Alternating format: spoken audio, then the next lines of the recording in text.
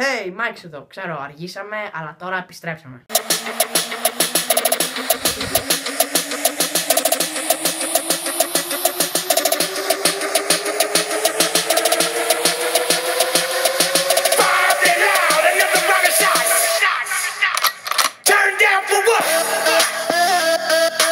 Όπως καταλάβετε, σήμερα θα σας πω για το πρώτο ραντεβού και πώς να συμπεριφερθείτε σε αυτό. Το πρώτο πράγμα που πρέπει να κάνεις είναι να της πεις πόσο ωραία είναι. Ακόμα μαλάκα και είναι μια ψωλή στο κεφάλι. Δεύτερον, πρέπει να βάλεις ένα άρωμα για να μην μυρίσεις σαν κολοτρυπίδα άρρωστου σκύλου.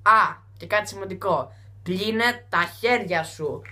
Όλοι ξέρουμε ότι από πριν έχεις παίξει 3 μαλακίες. Ο λόγος που το έκανες αυτό είναι για να μην είναι καρφωμένο σου το βλέμμα στα βυζιά της και σε περάσει για κανένα μαλάκα. Που δεν είσαι. Τι ξέχασα. Ναι. Τρίτον, μην είσαι αγχωμένος γιατί η φάση θα εξελιχθεί κάπως έτσι. Δεν είμαι καθόλου ιδεωμένος. Καθόλου όμως. Το που θέλω να σου πω είναι... Θέλω να σε γαμίσω. Τι είπες? Μαλακία, Κάπως έτσι εξελίχθηκαν τα πράγματα και με μένα. Ακολουθήστε αυτές τις συμβουλές για να μην την πάθετε κι εσείς. Αυτό ήταν το βίντεο για σήμερα. Κάντε like, subscribe και αν μπορείτε να το κάνετε.